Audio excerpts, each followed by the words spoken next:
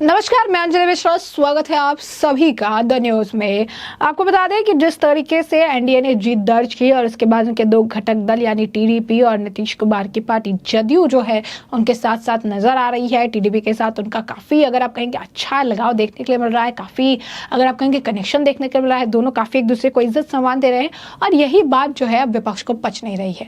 जिस तरह से मंत्रालय का बंटवारा हुआ उसके बाद से विपक्ष लगातार ये करने का प्रयास कर रही है कि ऐसे बयानबाजियां करे, ऐसी चीजें कहे जिससे टीडीपी और जदयू के मन में इस गठबंधन को लेकर सवाल उत्पन्न हो जाए और ये इससे अलग हो जाए। बट ऐसा होता हुआ नजर नहीं आ रहा और यही कारण है कि अब इसकी बौखलाहट विपक्ष के बयानबाजियों में साफ तौर पर नजर आ रही है। पहले कह रहे थे कि झुंझुनू मंत्रालय की जगह झुंझुनू दे दिया और अब जो है इस मामले पर राजस्थान के पूर्व मुख्यमंत्री अशोक गहलोत ने भी बयान देना शुरू कर दिया।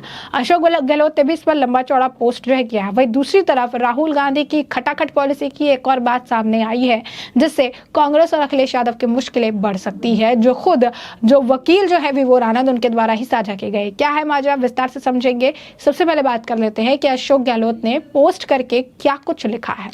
तो अशोक गहलोत लिखते हैं कि लोकसभा स्पीकर पद के चुनाव की और केवल टीडीपी और जदयू ही नहीं बल्कि पूरे देश की जनता उत्सुकता से देख रही है। यदि भाजपा के मन में आगे जाकर कोई भी अलोकतांत्रिक कृत्य करने का इरादा नहीं है तो उन्हें स्पीकर का पद किसी सहयोगी दल को ही देना चाहिए। गठबंधन धर्म को निभाते हुए 1998 से 2004 तक श्री अटल बिहारी वाजपेयी की सरकार में टीडीपी और शिवसेना के स्पीकर और यूपीए सरकार में 2004 से 2009 तक सीपीआईएम के स्पीकर रहे हैं और अच्छे से लोकसभा का प्रबंधन भी हुआ है। टीडीपी और जदयू को महाराष्ट्र, कर्नाटक, मध्य प्रदेश, गोवा, मणिपुर, अरुणाचल प्रदेश और राजस्थान में भाजपा द्वारा किए गए सरकार गिराने के षड्यंत्रों को नहीं भूलना चाहिए। इनमें से कई राज्यों में तो स्पीकर की भूमिका के कारण ही सरकार गिरी और पार्टियां टूटी। 2019 में टीडीपी के 6 में से 4 राज्यसभा सांसद भाजपा में शामिल हो गए थे और तब टीडीपी कुछ भी नहीं कर सकी थी। अब अगर भाजपा लोकसभा स्पीकर का पद अपने पास रखती है तो टीडीपी और जदयू को अपने सांसदों की हॉर्स ट्रेडिंग होते देखने के लिए तैयार रहना चाहिए। तो कहीं ना कहीं अगर आप देखेंगे जो पोस्ट उन्होंने किया है, इस पोस्ट में साफ तौर पर अशोक गहलोत टीडीपी और जदयू को जो है भड़काने का प्रयास कर रही हैं। राजस्थान में उनसे पटवार समझ नहीं रही, उनसे जो है चीज़ें हो नहीं रही, राजस्थान में उनको कोई पद मिल नहीं पाया। तो अब जो है अगर आप देखेंगे तो यहाँ पर वो अब लड़ाई लगाने का काम जो है कर रहे हैं। इसके पीछे का एक बड़ा कारण ये भी है कि कहीं ना कहीं जिम्मेदारी जो कांग्रेस उनके लिए सोच रही थी वो उसे निभा ही नहीं पा रहे हैं राजस्थान में। हाल फिलहाल में एक निर्दलीय सांसद है राजकुमार रोत, उन्होंने सीएम भजनलाल से मुलाकात की और विधायकी के पद से इस्तीफा दे दिया। मुलाकात के बाद सियासी मायने निकालने लगे और यही कारण है कि इनकी टेंशन इसे लेकर बढ़ गई क्योंकि आदिवासी पार्टी के संस्थापक सदस्य और बांसवाड़ा सांसद राजकुमार रोत ने विधायक पद से इस्तीफा दिया और सांसद रोत बांसवाड़ा की 84 विधानसभा के विधायक थे। सांसद निर्वाचित होने के बाद रोत से विधानसभा चुनाव जो है उसके बाद उन्होंने जीता, उसके बाद जो है उन्होंने इस्तीफा दे दिया और उसके बाद भजनलाल शर्मा से उनकी मुलाकात हुई। इस मुलाकात के कई तरह के मायने भी निकाले जाने लगे जिससे ये चीज़ बात निकल कर सामने आई कि कहीं ना कहीं इससे इनकी टेंशन बढ़ सकती है। अब इनके हाथ में जब कुछ नहीं है तो ये टीडीपी और जदयू को लेकर लगातार जो है बयानबाजियां कर रही हैं, उन्हें भड़काने का प्रयास कर रही हैं। ये कोशिश कर रही है कि उनकी तरफ से जो है चीज़ें इस कदर रहे कि उन्हें समझना जो है चीज़ें समझ पाना मुश्किल हो जाए। क्योंकि टीडीपी और जदयू में से कोई एक पार्टी भी छोड़ता है तो चाह रहे हैं कि एनडीए की सरकार गिर जाए। लेकिन टीडीपी जिस तरीके से, जदयू जिस तरीके से एकजुट होकर खड़ी है लगातार मोदी जी के साथ, ये विपक्ष को पचाए नहीं पच रहा है। दूसरी तरफ बात कर ले कि राहुल गांधी की जो खटाखट स्कीम थी, इस स्कीम पूरी तरीके से फेल हो गई। राहुल गांधी ने अभी हाल फिलहाल में इसे लेकर जो है बयान का भी सामने आ रहा था कि जो है महिलाएं थी उन्हें कहा गया कि अगर कांग्रेस सत्ता में आती तो इन्हें पैसे मिलते हैं, अगर उनके उम्मीदवार जीत रहे तो उसके इन्हें पैसे नहीं मिलेंगे। और अब विभोर आनंद लिखते हैं, उन्होंने एक जो इलेक्शन कमीशन ऑफ इंडिया का एक लंबा चौड़ा जो है पोस्ट उन्होंने डाला, साथ ही कई सारी उन्होंने फोटोज जो है आदेश कॉपी की डाली है और वो लिखते हैं यह सबसे महत्वपूर्ण आदेश भारत के चुनाव आयोग द्वारा 2 मई 2024 को पारित किया गया था। इसमें स्पष्ट रूप से उल्लेख किया गया था कि कांग्रेस गारंटी कार्ड द्वारा डेटा संग्रह को आरपी अधिनियम की धारा 123 के तहत भ्रष्ट आचरण के रूप में देखा जाएगा। लेकिन राहुल गांधी, अखिलेश यादव और अन्य लोगों ने ईसीआई के आदेशों की खुलेआम अवहेलना की और अपनी खटाखट योजना जारी रखी। दिलचस्प बात यह है कि 99% मीडिया इस आदेश पर चुप रहा और उसे एमएसएम में रिपोर्ट नहीं किया गया। भारतीय लोकतंत्र के इतिहास में सबसे बड़े चुनावी धोखाधड़ी के लिए मीडिया भी समान रूप से ही जिम्मेदार है। ईसीआई का यह आदेश यह सुनिश्चित करेगा कि भविष्य में कांग्रेस और समाजवादी पार्टी के सभी 136 सांसद जो है वो जो है अयोग्य घोषित किए जाए, यानी साफ तौर पर इनकी मुश्किलें बढ़ जाएगी।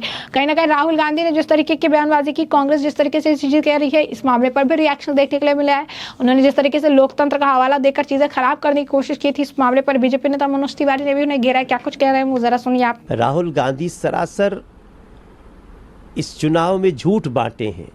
आज हर जगह से 8,500 रुपये का पर्चा लेकर के माताएं बहनें कांग्रेस के दफ्तर में हैं। राहुल जी ने रजिस्ट्रेशन कराए। रजिस्ट्रेशन मतलब लीगल डॉक्यूमेंट है, और आपने अगर रजिस्ट्रेशन कराए हैं तो फिर आपको उन महिलाओं की, जिन्होंने आपको वोट दिया, जिन परिवारों ने आपको विश्वास किया, अब उनके अपेक्षा पे खरे उतरिए राहुल जी। अब दाहिने बाएं बात करके नहीं चलेगा। जो आपने वादा किया, यही वादा इन लोगों ने छत्तीसगढ़ में किया था। छत्तीसगढ़ में तो इनकी सरकार बना दी गई थी, फिर भी 1,000 रुपया महीना महिलाओं को नहीं मिला। आप सोचिए, लोकतंत्र की हत्या कर रहे हैं।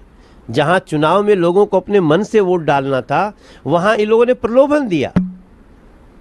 रजिस्ट्रेशन कराए, ठीक है, अगर संविधान में इसकी गुंजाइश है, अब पूरा करिए। जिन लोगों ने वोट दे करके आपको जिता दिया, उनका तो हक बनता है। जितने सांसद जहां जहां इन लोगों के इंडिया अलायंस के जीते हैं, वहां इन लोगों को 8,500 रुपया महीना देना ही पड़ेगा। इसके लिए हम लोग भी कोशिश करेंगे। देखिए, ये राहुल गांधी और इंडिया अलायंस, ये लोग संविधान को कैसे दिखाते हैं, ऐसे ऐसे दिखाते हैं। और नरेंद्र मोदी जो संविधान को कैसे देखते हैं, ऐसे माता लगा।